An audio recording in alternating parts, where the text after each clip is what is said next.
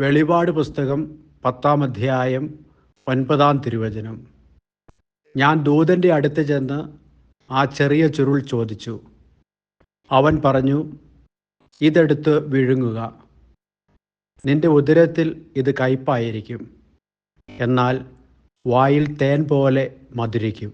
കാരുണ്യവാനായ കർത്താവേ, വചനം സ്വീകരിക്കുവാനുള്ള ദാഹവും അതനുസരിച്ച് ജീവിക്കുവാനുള്ള കൃപയും ഞങ്ങൾക്ക് നൽകണമേ. ആമേൻ. ദൈവം നിങ്ങളെ സമൃദ്ധമായി അനുഗ്രഹിക്കട്ടെ.